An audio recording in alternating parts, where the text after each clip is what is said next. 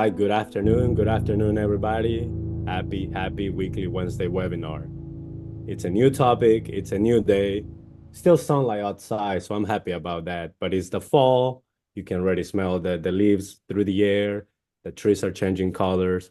But we're so excited that we're still making progress here on season 2 of the weekly Wednesday webinars. My name is Eddie Villanueva. I'm the member engagement specialist here at the United States Senate Federal Credit Union, and also your official MC of these, season 2 weekly Wednesday webinars. We're so glad that you're here joining us. Please relax, get some coffee, get your dinner, get you some water. I have some water actually. So we're just so happy that you're here with us in another weekly Wednesday webinar. Like I mentioned, and we're going to go through a great topic, which is Adulting 101, setting yourself up for financial success. Here at the Credit Union, we want to make sure, and it's a priority, that you are financially successful, I'm sorry. We want to make sure that we're there for every step of, when you're reaching your goals, your dreams. I started the Credit Union, 10 years ago, and have made people that they started their small business, and now it has grown so much. So that's one of the testimonies when it comes to here, how much we care about our members here at the United States Senate Federal Credit Union. We're gonna give a couple minutes, maybe into 6:02, before Ms. Kim Fridley. It starts with the introductions, but I don't know if you're connecting from the West Coast, from the East Coast, the North side, the South side, but we're just so glad that you're here with us. All righty. Thank you so much, Eddie, and welcome to this week's Wednesday webinar. My name is Kim Fridley. I'm the Membership Development Analyst. Eddie has already introduced himself. We also have Andrea Ladono on here. She is in the marketing department with Eddie. And we have Carrie. Everybody knows Carrie as our expert content creator. In the marketing department. We're so grateful for her and this wonderful content that you see. It's all organic. And we also have a very special guest. We have our IRA manager, Madison Love. She's going to actually help Milton with the slide presentation this evening. Don't forget to use the Q&A, the chat feature. Any questions that you have, we will answer live at the end. And with that being said, I'm going to let Milton, who is our Membership Development Officer and my direct colleague, he's amazing. Take it away, Milton. All right, Kim, and thank you again for the intros. And before we get going, I do want to give a special shout out to our colleague Eddie, who just celebrated his 10th year anniversary here with the credit union. So Eddie, man, that's 10 years, sir. We're so happy to have you on board, and you're such a valuable asset for the company. And again, thank you for being our official MC for our weekly Wednesday webinar. So thank you, sir. And with that being said, I want to welcome everyone else as well. We know you are taking time out of your busy schedules, and you decided to come in, stop by, and join us. As for some of you, you might be a habitual attendee. Somebody that that always come in and attends. If you're not, we wanna let you know all about everything that we're doing here at the credit union. And one of the things that we love giving back is putting together this type of webinars and just talk about financial literacy as a whole. So, and as you can see today, we are going to be talking about Adulting 101. So whether you are a high school student who is getting ready to go to college, if you're a parent and you got young ones at home, or if you're a legal guardian as well too, we're gonna for the next 45 minutes, we're gonna try to go over what it's like to be an adult, and therefore the reason why we're calling this Adulting 101, setting yourself up for financial success, which is so important. And with that being said, let's go ahead and dive in right into the agenda. So again, as I stated, there is a lot to learn about being an adult. So we're gonna focus on some of those key financial pillars today. But the main things that we want to talk about are these four ones that you see here on your screen. One, obviously, it's all about getting to know and understanding credit, the importance of it, full-time jobs, living on your own, and as always, we're gonna provide you with tips for financial success. So again, as my colleague Kim alluded, we do want to make it as interactive as possible. So if at any point you have any questions, feel free to submit those questions using the chat feature or the Q&A.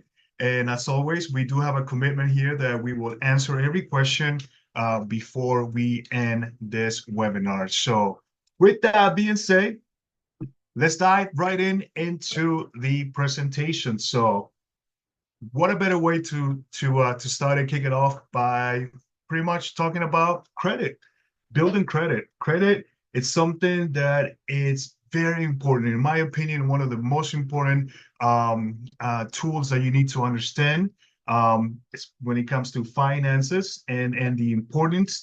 And I'll tell you that the sooner you start, getting a grasp of your credit, the better it will be for all your adult life. So again, credit is so important.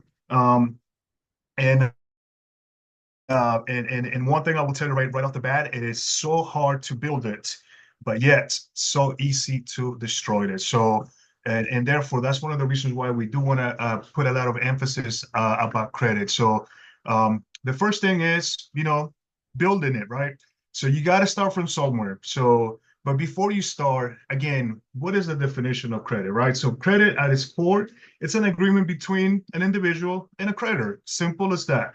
All right. So where an individual receives something now with the understanding that you're going to have to pay back whatever you borrow to the creditor at a later time. So that, in essence, that's what credit is all about.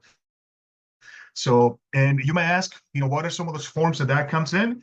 Well, pretty simple. It can be in the form of a credit card, a personal loan, a line of credit, just to name a few. So this is pretty much what credit is. Now, with that being said, let's also talk about credit history, right? So credit history, it's a record of how you manage, your forms of credit. That once it is extended to you, you're gonna start building history, right? Because you're gonna start using those loans, those credit cards, those lines of credits, and you're gonna start creating a pattern, right? So as I stated, once you borrow something, it is your responsibility to pay that back.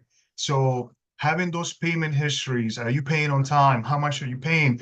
All of that is something that is gonna go into your credit, and believe it or not, it's going to stay there in your record for many, many years to come. So again, that's what I was saying, that, credit is, it's going to be the foundation to establish a very, healthy financial future for anyone. So it is very important that you do put a lot of emphasis about, building your credit. So with that being said, another thing that you're going to be able to see on your credit, it's a combination of everything, right? A combination of all the loans that you're obtaining, how all are those loans that you're getting, or those credit cards, and as I said before, how are you using those type of loans? So it is very important that once you get those loans, once you get those credit cards, that you are responsible and that you are managing those accounts as such. And if you don't, like I said, it will be hard for you to try to get another type of product later on down the road. So it is very important to be very mindful of the credit history that you're building. Also, really quick, just in case if you don't know, your credit score, it's in essence, it's a 3-digit number that it uses, that pretty much that it's the information that the companies collect to predict how likely are you to pay back if you were to borrow anything. So in essence, it measures your ability to borrow and to pay back. And it's a 3-digit score that you're gonna get, that will be assigned to you based on your behavior. So it is very important to understand that as well. With that being said, you might ask yourself, so what are some of those factors that you got to keep in mind? Some of those are going to be, whether or not you are you have been you've been granted credit recently. So if you got new credits, and what terms you're obtaining. So if you have a personal loan, do you get a loan that is given to you for 12 months, 24, 36, 48, depending on those terms. Also, if you got a credit card, what are the limits that you're getting? And just to name a few. Another thing too that you also want to keep in mind, some of the factors that are going to impact your credit history is going to be, and some of you might know this or might not know this, but believe it or not, once you go in the market, and we're going to start talking about, especially once we start talking about full-time jobs, but once you get into the market, nowadays, most companies are actually checking your credit history, believe it or not. So it is important you do keep that in mind, that your credit is so important, not just for you to make purchases and borrow with creditors, but also to obtain perhaps your dream job. So again, it's very important that you keep that in mind. Another thing also is where credit history is going to have an impact is to being able to get a rental, and what I like to call probably one of your biggest purchases in your life, is that once you are ready and you want to go ahead and buy your first house. So again, those are just, some of those situations that you want to take into consideration, and the impact that your credit is going to have on you, once you start building it. So it is important, again, that you put a lot of emphasis on making sure that you stay on top of your credit. And we're going to give you here some tips and tools, and also help you understand on how your credit score is calculated as well. So stay tuned so that we can tell you how to do that. But with that being said, you might ask yourself the first question. So how do I start building credit? Simple answer is easy, by establishing your first credit card. This is going to be the easiest way to establish your credit. If you are 18, most well, I wouldn't say most, but there's a lot of credit card companies out there that are willing to give you your first credit card by simply just going in and checking to see if you're pre-approved. You can submit an application, and they will let you know, whether or not you qualify. If you don't, because you have no credit history, which are, the odds are kind of like a 50-50 chance, then what we recommend is that you first start with a secure credit card. And a secure credit card, you might ask yourself, what is a secure credit card? Well, in essence, it's a credit card, but in order for you to obtain it, you have to make a deposit. It can be as little as $200. And limits, I mean, it's in essence, there's really no limits. It all depends. But in average, most secure credit cards starts between $200 to $500. But if you want to put a little more, then I mean, that's totally fine. But in essence, what that does is that the lender or the creditor is going to take your deposit, put it into a savings account, and issue a credit card based on that savings account that you where you made the deposit. Once you do that, they will mail you a credit card, and you're going to start using that as if it was a regular credit card. And in essence, what that's doing is that once you start using it and start making payments, it's going to start reporting your credit history to the 3 credit bureaus, so TransUnion, Equifax, and Experian. So that's how the easiest way to start building credit. If you are at 0, again, if you're just 18, you have no credit history, then you went into one of those, you look for one of those very popular, I don't want to name names over here, but if you went into one of those popular credit card companies and you try to see if you were pre-approved, and they tell you no, then the best option to start credit is by setting up a secure credit card. Now, with that being said, the second option is by simply doing what we call a credit building loan. In essence, it's the same concept of the secure credit card, where you put in a deposit into a savings account, and the lender or the creditor will issue the loan based on the amount that you deposit. The only difference between a secure credit card and a credit building loan is that for this one, you are going to have set payments. So, and you also determine the term. How long do you want to have this loan for? Most people will do this for 6 months, and it can extend up to 12 months. But in essence, you can start with $1,000 for 12 months, and your monthly payments will be $100. Now, what that's going to happen is that you're going to make 12 payments of $100 each time. And once you do that, that is going to report as positive credit history to the three bureaus, and it's going to help you get going and establish your credit. So these are going to be the first two options that we will recommend. If you are at zero and you already tried to get a regular credit card, but you were told no, and now you really want to, start building your credit. So the best way and the easiest way to do it would be by either doing one of these two options to do so. Now, there is a third option that some people might be aware of it, some might not be, but in essence, this one is one that I will actually recommend, especially for those parents that are here on this call today. If you have a young adult at home, and you want to, as a parent, you want to help them establish credit before they even turn 18, then guess what? By simply adding them as an authorized user to your credit card, you're going to start helping them build the credit without even knowing, without realizing. And it's very simple. All they have to do, obviously, you have to make sure that it's a trusted person. And the reason why I say this is because it could go both ways, right? So you're going to get added into your parents' credit card, or as a parent, you're going to add your child to your credit card, and just add their name into it. And what happens with this is that as you start using your the credit card has been assigned to you, and payments are being made on time, it's going to start reporting positive credit history before you even turn 18. So this is something that you might want to take into consideration. However, and I always say, the reason why we added it with caution and at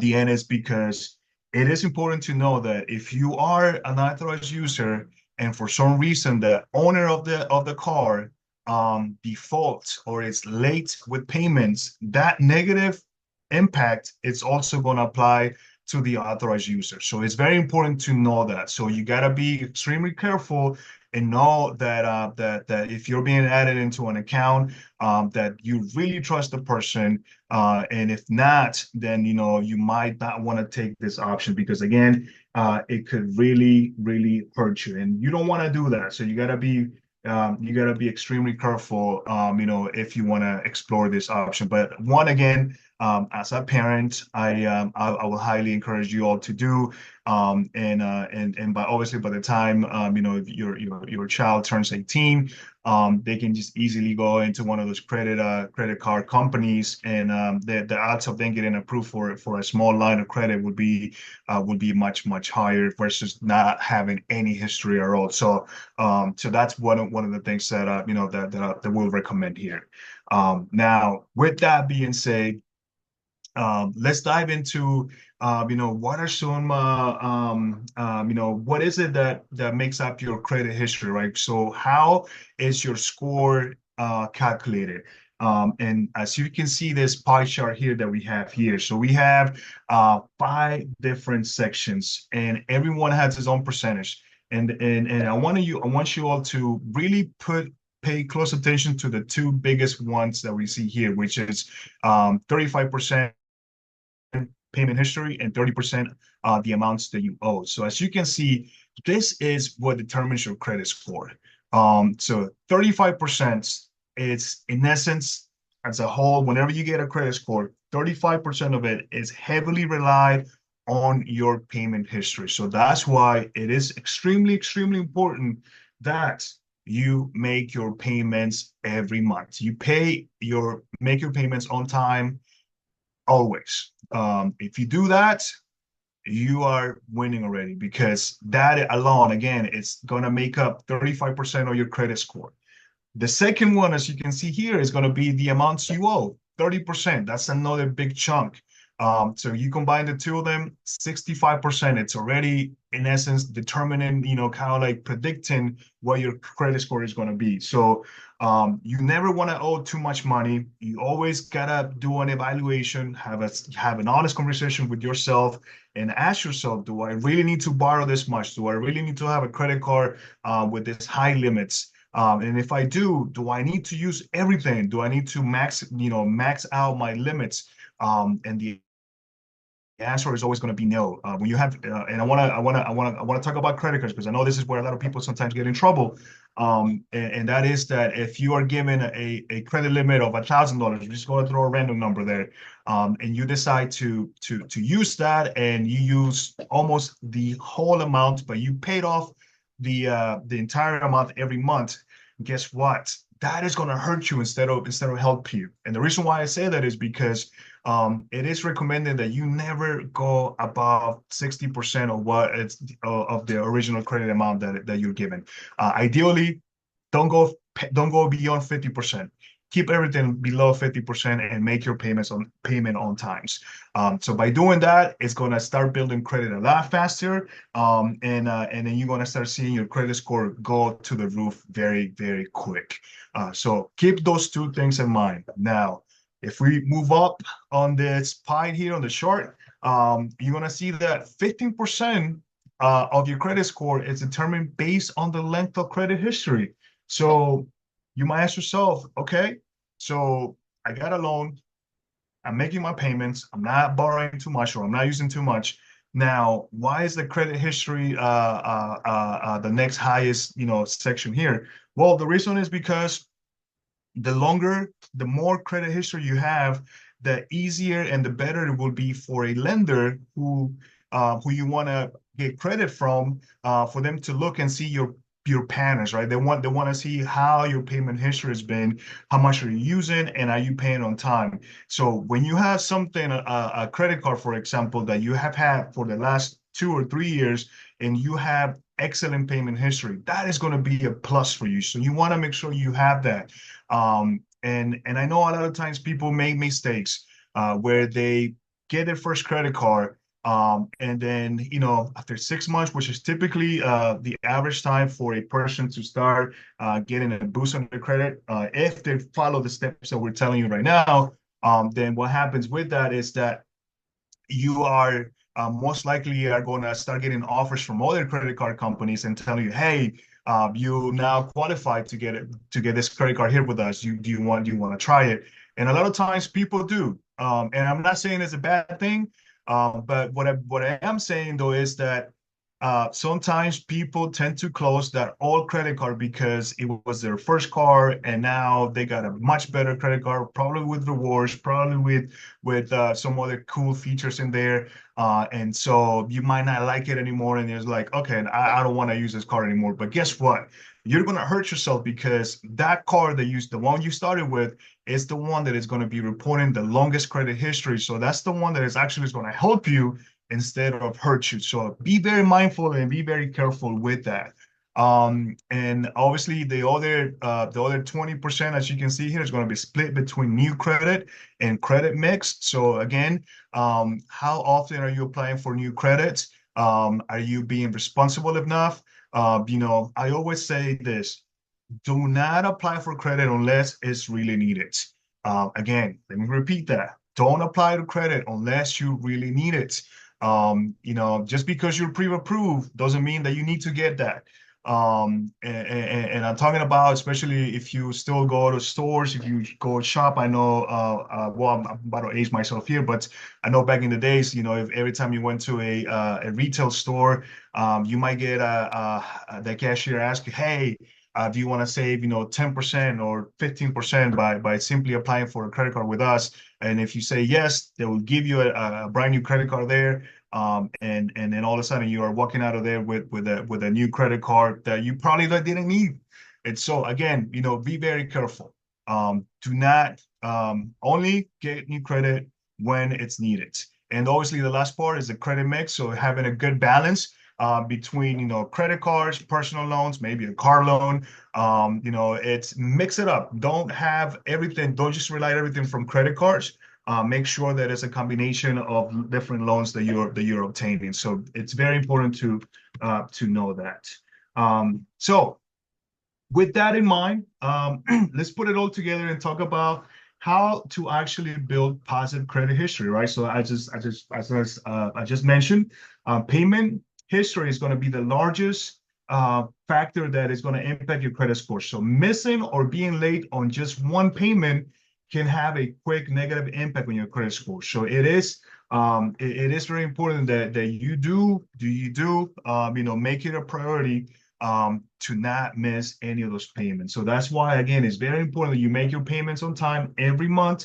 If you're concerned about keeping track due to on the due dates, I absolutely recommend that you set up automatic payments. This is something that most credit card companies, most lenders will give you that option where you just set up automatic payments, and then once you turn it on, you don't have to forget about it anymore. Again, as I talked about credit cards before, trying to keep those balances low. Don't go over 50%. Try to stay below 50% with those credit cards. Do not maximize, do not get close to the limits. If you do that, even if you paid most of it off, it looks bad on your credit. So you don't want to do that. And again, you're probably going to get tired of me saying this, but make sure that you make those payments on time, every time. And as I was saying before, only apply for new credit when you really need it. Again, I don't want to emphasize this a lot, but it is important. Matter of fact, I didn't talk about it before, but there's another neat feature that you can do with your credit, and that is actually put a freeze on it. Something that I actually recommend, having your credit frozen. Unless you know that you need to apply for a loan, apply for any type of credit card or anything, then your credit should always be frozen. So, and that is also might be a tool there for you to to keep in mind, so that you're not tempted and just applying at any offer that is thrown your way. So again, be very, very, very careful. And the other thing is also, whenever you start getting those bills, make sure you review them. Even if it's something that doesn't, it seems like it might have been a mistake. Don't ignore those. Sometimes, that can hurt you, because believe it or not, whenever you want to make corrections in your credit, those can stay there for up to 7 years. So you don't want to ignore something that it looked like it was a mistake. The credit company is going to fix it. No, don't never assume things. Make sure that you are keeping track with everything, and make sure that you're following up. If you see something there that looks suspicious, perhaps somebody might have gotten a hold of your credit card, your identity might have been stolen, or whatever the case might be. So again, do not ignore any bills that you get in the mail or through your email, whichever form of method of delivery you choose. So it's very important. And lastly, you want to make sure that you're always reviewing your credit report. This is something that I recommend to do at least once a year. And you can simply go to annualcreditreport.com, and you can get a free credit report from the 3 bureaus for free. It's actually every 2 weeks, if I'm not mistaken. Carrie, correct me if I'm wrong. Put it in the chat there for me. But I believe it's every week now. I'm sorry, that you can actually get a free copy of your credit report, and where you can go in and you can see everything that is showing your credit. So I highly recommend that you utilize this tool, annualcreditreport.com, where you go and you can obtain a free copy of all the 3 credit bureaus. Again, TransUnion, Experian, and Equifax. So you can go ahead and look and see if you see anything suspicious there, something that doesn't belong to you, or if just something looks odd, then I highly encourage you to take action right away and don't wait too long. So these are the companies that I stated again: Experian, Equifax, and TransUnion. Now, with that being said, if you want to know what your FICO score is, again, a FICO score, it's something that you can actually, I don't know if you know this, but you can actually get for free with us here at the credit union by simply going to ussfcu.org /FICO. You can go ahead and get your FICO score for free, which is in essence, it's going to be a score that it's going to be very similar to your credit score, but in essence, it's a different number that most lenders actually are going to look besides reviewing your credit score. So if you go to our website, you'll be able to get a free credit score with us. You can also, play with that credit score simulator that we have there available to you. It will give you an idea as to, for instance, if you know that you need to apply for a car loan in the next 6 months, you can input that into the simulator, and then you can see what that will do to your credit score. Is it going to improve it? Is it going to hurt it? What's going to happen?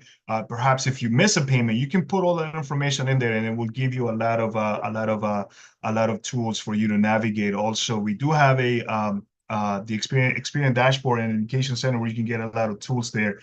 We highly recommend. And again, you can actually get all your payment history, the amount of debt that you have, the length of credit as well, and anything that you have in terms of new credit or credit mix.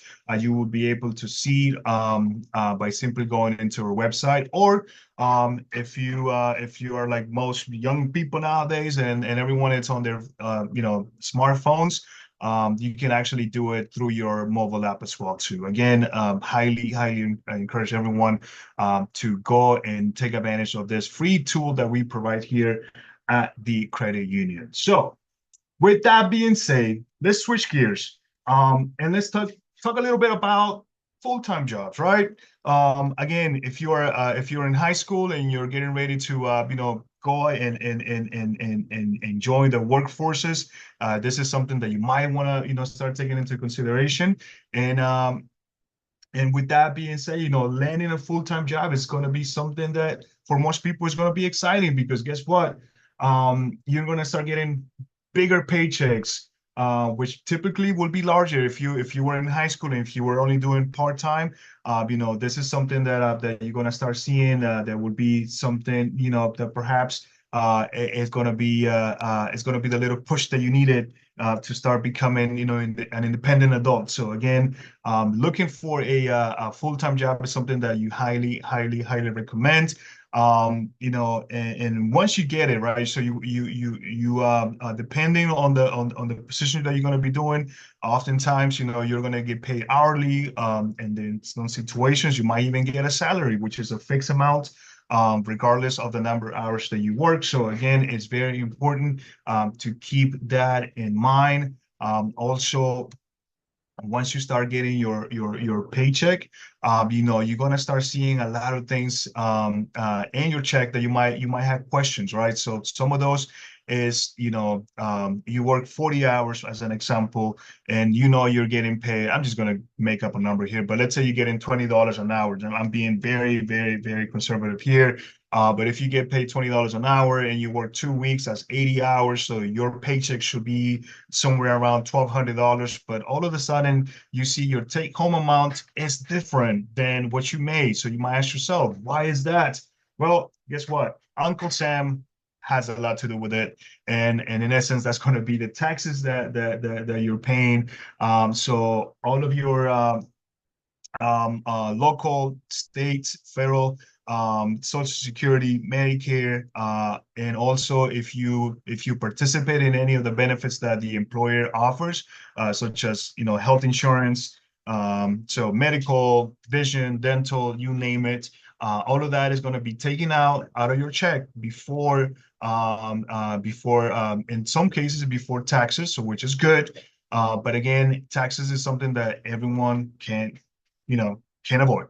That is just, it is what it is. I know there's a saying, something that I heard when I first started getting into banking 17 years ago, and they told me that there's only two things in life that are guaranteed. One, you'll die. Two, you're gonna pay taxes, and that's it, and that's true. Believe it or not, as a cliche it might sound, but it is what it is. So again, be very mindful of that, and then once you start seeing that, why isn't my check, why am I not getting the same amount as I putting in, and this is the reason for it. Now, if you want to get more technical, it's especially for those that are going to be putting extra hours, and you start making overtime.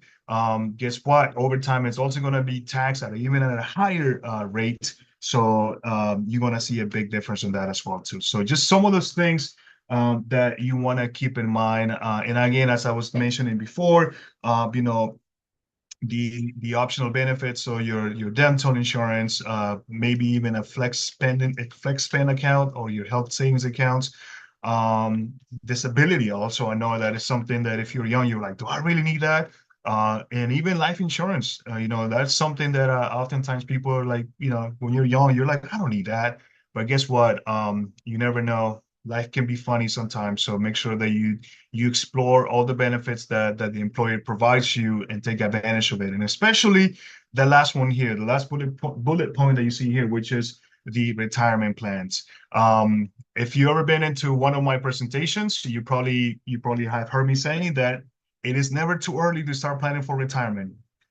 If you haven't started planning for retirement, the best time to do it is today, and regardless of how old you are. I still remember when I was 16, I got my first job, and after 6 months, I was eligible to participate in the retirement account that the company that I was working for offered, and I signed up for it. And up until this day, believe it or not, I was only there for about a year and a half, but I still have my 401k from that account.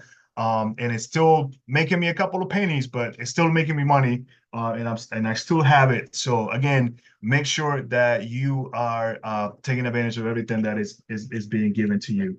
So very, very, very important. Another thing too, also that is important to note, is that you want to hold off on making financial commitments until you know exactly what your net pay will be.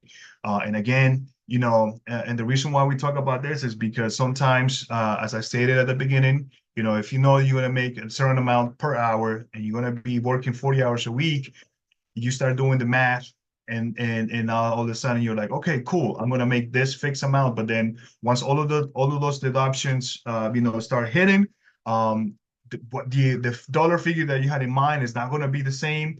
And especially if you participate in some of those benefits that I mentioned before, you're definitely going to get a lot less. So don't make any commitments. And by commitments, I'm referring to things such as, maybe going to go get a car loan, and you get yourself into a car that you're going to have high monthly payments. But because you already did the math in your head, you kind of have an idea as to how much you're going to be getting. So again, do not make any financial commitments until you know exactly what your net pay will be. Another thing also to take into consideration, sometimes an employer might tell you that you're going to work 40 hours, but that might change. Sometimes the hours can get reduced, or maybe the opposite, where you're actually going to be working more hours. So again, you never know. Sometimes life can be funny, so keep that in mind. And as I was stating before, so if you pay hourly, those hours might not always be fixed. So you will never know exactly, will have an exact amount of guarantee how much you're going to be taking home. So very important for you to take that into consideration. With that being said, right, I was talking about commitments, and I know commitments, it lines up perfectly with what we're going to talk about right now, which is living on your own. This is a big decision. In my opinion, one of probably the biggest decisions you will make in your young life. So whether you plan to live truly by yourself, or if you're planning to have a roommate, there's a couple of steps that you want to take in advance to set up yourself for success. So with that being said, determining a realistic timeline.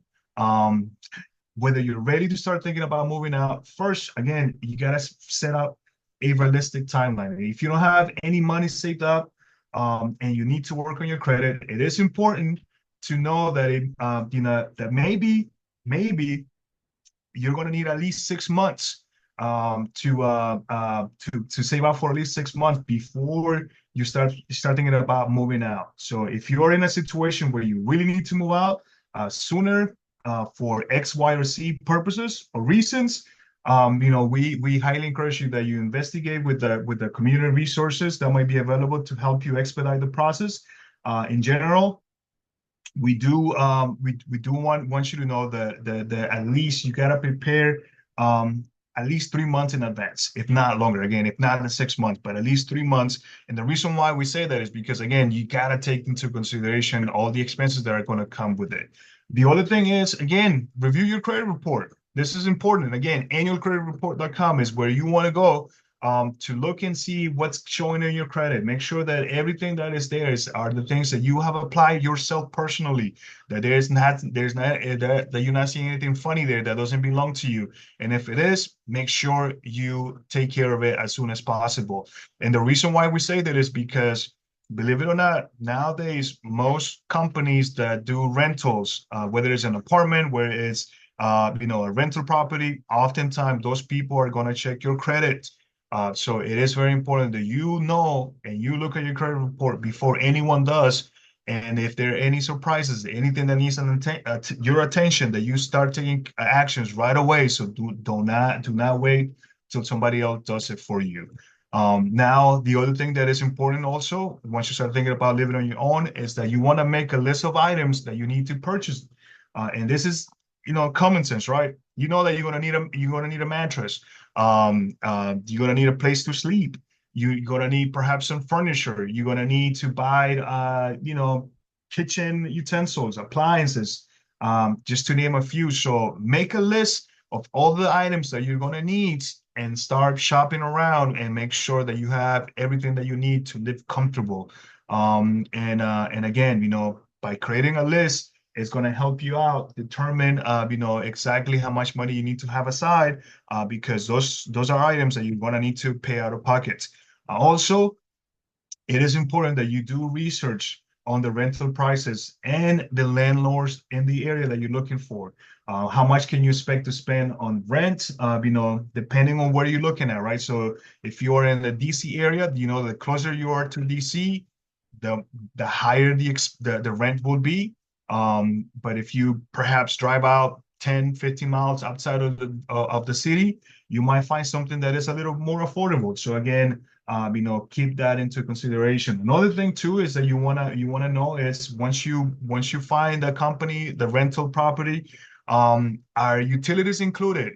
Some rental places, they do. Some of them you have to pay it on your own. So those are the type of research that you want to make sure that you are doing on your own before you make any commitments. Also, determining the anticipated rent payment and start putting that into a saving account. Start saving every month for it.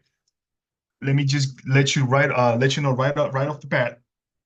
Most landlords nowadays are going to ask you for at least a security deposit and your first rent payment due right up front.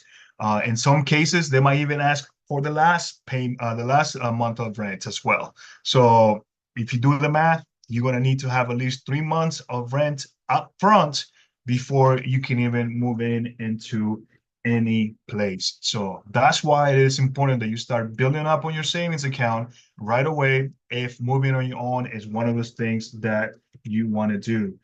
Now, I would also say that if you're in a situation where you need to move right away, you can always dial 211, which is a local number where you can call. It's kind of a helpline for local states that you can call, and that they can provide you with information about rental properties, and maybe if there's any assistance, they might be able to share that with you. Again, 211 it's a number where you want to dial for that. Now, what to do if something changes, right? So again, as I say, sometimes life can be a little funny, right? So, and life happens. That's something that you gotta know and you gotta take into consideration. So oftentimes, well, not oftentimes, but sometimes, I'm sorry, let me correct that.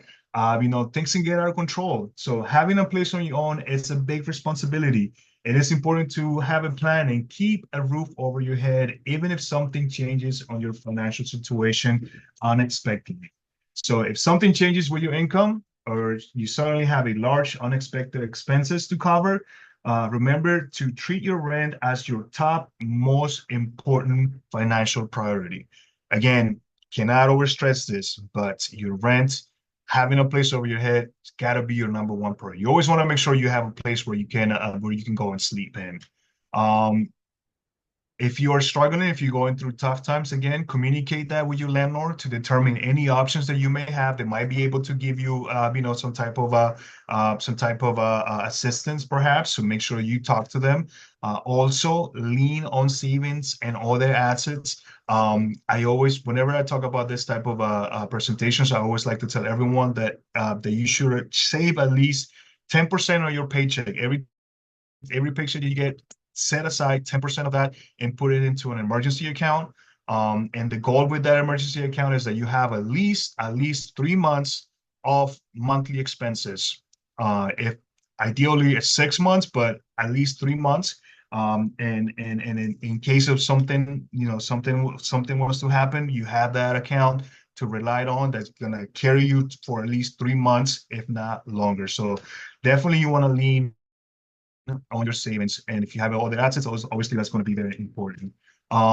Again, as I was saying before, explore community resources that might be available, that might be able to offer you any assistance. So that's what I said. 211 is the number, is the hotline where you want to call to inquire about any rental assistance in your community if you have exhausted all the other options. So very important to keep that in mind. Now, with that being said, hopefully that didn't sound too scary, but I'm just letting you know up front, being an adult, sometimes I remember when I was a teen, I wanted to be an adult because I wanted to be independent. But boy, little did I know everything that was going to come with it. So again, it's not something to be afraid of. If anything, it should encourage you to start creating a plan right away. And this is one of the reasons why we're putting this presentation together for everyone. So again, I'm hoping that you're finding this helpful. So with that being said, and quite frankly, we barely scratch the surface when it comes to things you need to know to fully, and I quote, become an adult. But we want to wrap it up with a few more tips for financial success. So first, right off the bat, take ownership of your financial future. Create a budget and use it. Nowadays, there's no excuses for why you shouldn't have a budget, available. Everyone here in this call should always have a budget. A budget is a tool that helps you understand how much income you're getting, how much money is coming into your house every month, and how much of it is going out, and not just going out, but where is it going? So that's what a budget is going to do for you. So make sure that you create a budget, and not only create it, but actually start implementing it, start using it, and start, being disciplined and knowing exactly where the money that you're using, where is it going into. With that being said, I highly recommend that, you go into your smartphone. There's a lot of budgeting apps that you can download for free. Don't pay for it. Part of the budget is to help you save money. So don't go in and pay for a budget that for an app that's going to help you save money. If you're paying for it, it's probably not going to help you save right off the bat. So again, be very careful with that. The other thing, again, as I said before, treat savings as your top financial priority. Savings accounts should be on the top of your list, just like credit. And the importance of credit, you should always make that your number one priority. Now, start thinking about long term as soon as possible, especially when I say talk about retirement, right? So it's never too late or too early to start thinking about those long term options as soon as possible. So it is very important to take that into consideration. And with that being said, saving for the future, sometimes it can feel a little overwhelming, but starting early with small steps is going to make a huge difference for anyone. So one great option that we want to talk about, and one of the reasons why we actually have an expert here that is joining our panel today, which I'm getting ready to introduce you in the next few minutes. But we want to talk to you about IRAs, and what are IRAs. So with that being said, let me introduce you all to my colleague here, Madison. Madison Love, so she's our IRA manager. She has helped many young members start on the right path to saving, and she's here to share some tips and answer any questions. So if you have any questions, feel free to submit them through the chat feature or the Q&A, and she's going to go ahead and tell you all about the benefits of IRA. So Madison, go ahead and take it away from me. Awesome. Well, thank you guys so much for having me tonight. One of my great passions in life is helping people get IRAs as soon as they possibly can. It can just make such a big difference for your future. So the best time to get an IRA is the very first day that you can. There is not an age requirement on IRAs. So, you can be 8 years old and have an IRA. With that being said, if you're not 8, if you're a little bit past that age and you don't have an IRA, that's okay too. The main thing is that you just need to open the account. I know that IRAs can be kind of scary and overwhelming. There's a lot to them, and you really just don't need to worry about that. You just need to open it now, get some money in there, invest it as soon as you can, and worry about it all later. So if you are interested in opening up an IRA, you're welcome to reach out to us. Pretty much every financial institution has IRA options, but you just call in, we'll have you fill out an IRA application, we'll get it all set up, which leads me to contributions. So you have to put money in there. And again, people see a big topic in the IRA world is contribution limits, things like that. And we're talking about thousands of dollars. You do not need to put in thousands of dollars into your IRA to be successful. It's okay if you're putting $25, $50 a paycheck, especially if you're in your 20s, your 30s, before that, whatever. But I always say one is better than none. And so any amount of money at any age that you can put into an IRA is going to help you in the long run. But I do want to go over some numbers with you guys. So just something to consider. If you're contributing $50 a paycheck starting at age 25, you invest that money in something that gives you an average rate of about 10%, then in retirement, you will have $620,000, which is great, especially when considering other streams of income during your retirement. But if you did that same thing, or if you wanted that same amount, but you'd waited until you were age 45, then you would have to contribute at least $10,000 a year, which is more than what you're even allowed to. So it would not be possible to get to that amount when you're 45. As of right now, those limits change all the time, but anyway, so highly recommend contributing whatever you can. Do not feel like it's too small or insignificant. If you did do $50 a paycheck starting at age 45, you'd have about $80,000 at retirement. So 620 versus 80,000, huge difference. So a key point here that I want everybody to remember is that with IRAs, your best investment is not the dollar, but it's the time. So the more time that you have for these things to grow, the better you're going to be. So that's why we harp on you all to get that IRA open now, because you can do so much more with it. So when it comes to contributing, something that I love to do, Milton was talking about how on your credit cards, you can set up automatic payments. You can do the same thing with your IRA. You can set up an automatic contribution for every 2 weeks, set it at that $50, and it can come straight out of your checking account and go into a Roth savings account. And so it's kind of a set it and forget it option. If you get a raise, absolutely consider upping that. You can up it to $100. You can up it, up to that contribution limit. So that's a really good option for you as well, so that you're not having to constantly pay that bill or see that money going out. It's just an automatic withdrawal that's really, really going to benefit you in your life. And then I just kind of want to go over some of the rewards here. So if you've noticed, I've talked a lot specifically about Roth IRAs. over traditional IRAs. So let me explain why. The Roth IRA is funded by already taxed money.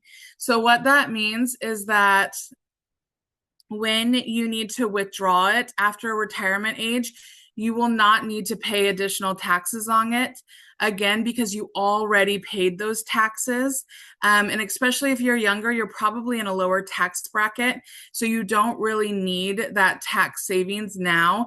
But those earnings, that money that you've been saving, it all grew tax-free. And if you do it right, you never have to pay taxes on that.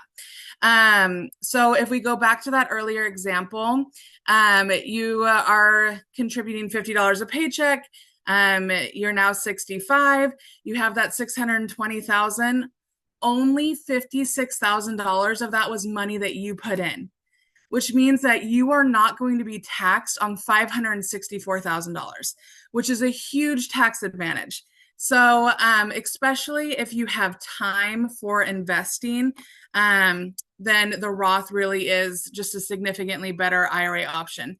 Traditional IRAs have their day, but that's not what we're talking about here. So anyway, there are other major benefits to a Roth, so feel free to reach out to me or anybody on the IRA department team, or a trusted tax advisor. Anybody who knows what they're talking about is going to be really beneficial to you. We can also give you recommendations based on people that we work with all the time. But the key thing to remember is that you do not need to know everything. You just need to open up that Roth IRA, set up an auto contribution, and remember our contact information when it's time to go to the next steps. So Milton, I'll go ahead and give it back so that we can continue with other tips.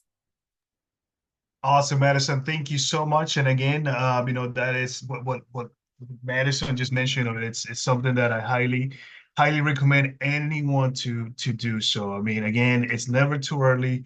You're never too young. I mean, Madison said you can be 8 years old and have your first IRA. Believe it or not, it's true. So don't waste time. It truly is very important, especially for those that perhaps don't follow the traditional route, which is you go and you work for the company, and the company offers a retirement plan, then you're set on that end. But if you are an independent, you start your own business, you're not going to have a company that's going to provide you with a retirement plan. So guess what is the best thing to do if that is the case? Then you need to establish your IRA, because you are in essence taking control of your finances and, most important, of your future. So very, very important information. So if you have any more questions, I highly encourage you to stay to the end of the presentation, and you can send more questions to Madison, and she'll be more than happy to answer them. And with that being said, it's perfectly in line with the next topic, the next tip over here that I want to share with everyone, and that is to know who to trust and learn more about when it comes to financial topics, especially nowadays with social media. Sometimes you see a lot of social media influencers that they want to share some tips with finances. Let me tell you, I mean, oftentimes it's not the best advice that they're sharing on social media. So be very mindful, be very careful who you trust, who you take tips from. You want to make sure that you do research. But if it comes to finances, make sure that you do your homework, and then that you actually talk to the right person, to the right team. When it comes to getting advice for any financial topic advices. So again, important that you talk to the right people, and don't just do or follow everything that you see on social media. Now, the last tip that we want to share here with everyone, and this is it. We're going to go ahead and wrap it up and answer any questions that you may have. And that is that again, if you ever find yourself going through a tough time with finances, the best thing to do is reach out for help. Don't be shy. A big part of learning how to adult is learning that life happens, right? I'm probably gonna get tired of me saying this also. Life happens. So oftentimes, even though you think that you got it under control, it's okay if things fall through the cracks. It's totally fine. But just know that there's always resources. There's always different different tools, different things that you can reach out and ask for help. But don't ever think that you are in it by yourself. Talk to us here at the credit union. That's what we're here for. This is the reason why we do what we do, because we love to help out our members. We provide a lot of financial education. We actually have a partner that I'm gonna show you right now, who is GreenPath. So GreenPath is actually a nonprofit, a national nonprofit organization that has certified financial counselors that they can actually talk to you just about anything. All those conversations are confidential. They can do things such as credit report reviews, talk to you about what you need to know about rent, mortgages, home buyers, counseling, you name it. For those that wanna go into college and then you don't have money saved up and you know that you're gonna need a loan, they also provide student loan counseling and also debt management plans. So GreenPath Services is definitely one of those partners that we have here at the credit union that we work with, and that we don't mind sending our members to talk to them and have more private conversations with them. So they're amazing. So I highly encourage you to check them out. Also, their contact information is there, 877-337-3399, or you can go to their website, greenpath.com /USSFCU to get more information. And with that being said, I want to say thank you all for being with us this evening. I know that we went through a lot of information, but it is very important that we know that you have a plan in place, and know that there are resources that you have available. You're not alone. And if you ever need us, we're here for you. Give us a call. Our number is right at the bottom, 800-374-2758. And if you press option 7, you can say my colleague's name, Ken Friendly, or my name, and you will be connected directly to one of us. With that being said, Andrea or Kim, anyone there, do we have any questions there that we want to answer? Yes, we do. So the first question that we got was, did you say not to pay off a balance each month? That's a good question. I think that was referring to when I was talking about those, whenever you take a credit card, and then you are pretty much using the entire line of credit. And if you pay off the entire balance, it's not going to help you, because what a lot of creditors will look at, will see how much of the available balance are you using, and even if you're paying everything off, it's not going to have a positive credit reporting history for you, because you're using over 50% of the available credit. So we recommend that you keep your balances below 50%. And make those payment on times. And let me just give you a quick example here. I think we might have a couple of minutes here, but the best example I can give you is you have two people. They both have credit cards, $1,000 each. One of them uses a credit card and it's using less than 50%, and it's only making the minimum payments. The other person is using the entire $1,000 and is paying off the entire balance at the end of the month. Guess who's going to have the higher credit score? The person that is paying the full balance, or the person that is making the minimum payments and not using 50%? The answer is simple. What I just said, in essence, use less than 50% of the line of credit, of the available balance that is given to you, and make those payments, even if it is minimum payments. The importance of it is that you make those payments, and never use more than the 50% that is granted. Obviously, if it's an emergency, or if you really need to, because you had to have those funds, then go for it.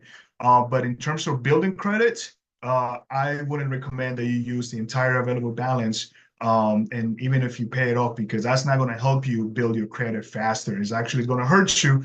Most likely it's going to lower your credit score. So I just wanted to clarify that answer. I'm not saying don't pay off your balances. Please do pay it off.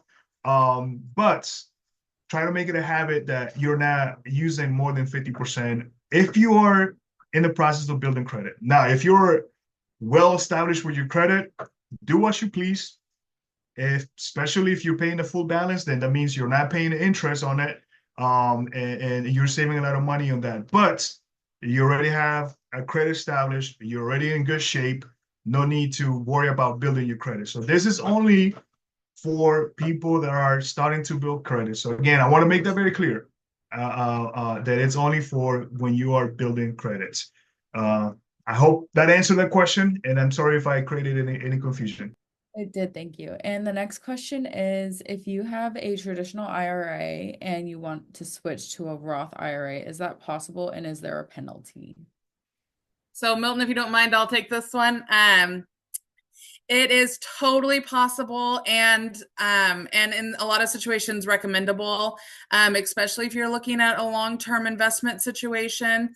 There is not a penalty, however, you will be taxed because traditional IRAs are pre-tax dollars, so you get a tax benefit up front. And so the government wants their paycheck one way or another. So you will, like, let's say you're we call it a conversion, that you're converting $1,000. They're going to add $1,000 to your adjusted gross income, and that will be part of what you pay your annual taxes on. There are a lot of strategy ideas and methods out there to help you with this. So it might not be in your best interest to do it right away or to do it all at once. And that's something that we can go into a lot of detail about, and then we can get you with a tax advisor and a whole bunch of options there.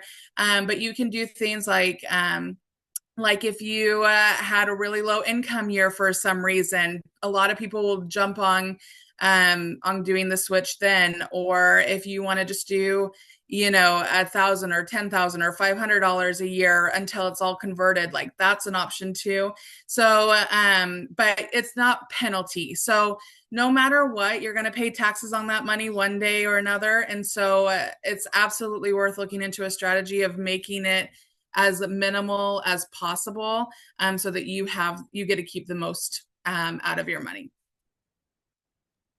Thank you so much, Madison. The next question is, if your credit balance is over 50%, you pay the minimum balance each month, but is it still over 50%? Does this mean each month your credit score will be lowered?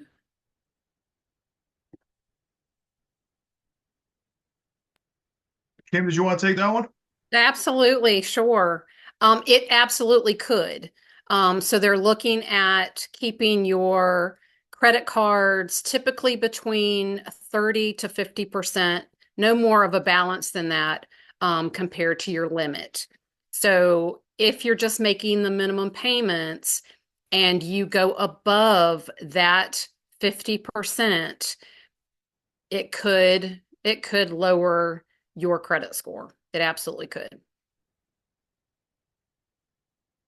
Yeah, and I just want to add to that, because remember, again, it's as long as you stay at a 50% or less, that's the sweet spot. And again, I don't want to sound like a broken record, but this is only, if you're in the process, let's say you're brand new credit, you're building it, or if you went through life, because life happens, right?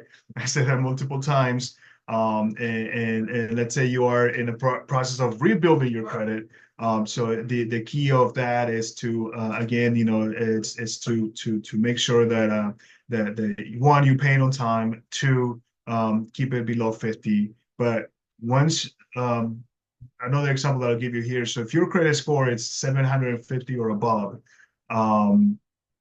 then it's okay to be over 50%, because it will have a minimal impact on your credit, because most likely you already have a well-established credit, that having one account reporting over 50% of your available balance, it's not going to have that big of an impact versus for someone that is either establishing credit or rebuilding it. For those individuals, it is essential. And again, this is one of the reasons why I say that credit is so it's one of those things that it's so hard to build. It takes time. it's gonna take you, and be patient with it. All right, that's another key point. You gotta be patient, because it takes a long time to get to where you want to be, but to destroy it, it only takes 2 months, top 3 months, and all of a sudden, your credit score it's in the floor, and now you're gonna have to get creative and find ways to rebuild it, and that again takes time. And so, you know, if you have any questions, you know, give us a call here. We'll be more than happy to talk to you individually. But this is the reason why we like putting this together, so that we educate. And you know, it all depends on where you are in life. You know, there's so many different stages that we're gonna be. That sometimes, you know, this little things make a difference, and this is one of those. So. Hey, Milton, if I could just add, it also helps if you're applying for a loan, let's say a mortgage, a personal loan, a car loan. Lenders will look at that percentage. And if you have it at the 50 or below, it just helps. It makes you look like you're a more responsible borrower. So I just wanted to add that as well. And I believe those are all the questions. Thank you guys so much. Awesome. Thank you, Andrea. And Carrie, do you want to tell them about next week's webinar? I do, because it's going to be really fun, since it's going to be the day before Halloween. It's a fraud themed webinar, but it's the Halloween theme. So spooky scams, beware the financial frights of fraud. So it's more like a fun spin on a very serious topic, but still engaging and resourceful and educational. So we hope we'll see you there. Awesome, Carrie. Thank you so much. And again, thank you all for being with us here this evening. As Eddie alluded to, I know he had to go early today, but you know, I hope everyone is enjoying the fall season already. It's booming here, I tell you, in Northern Virginia.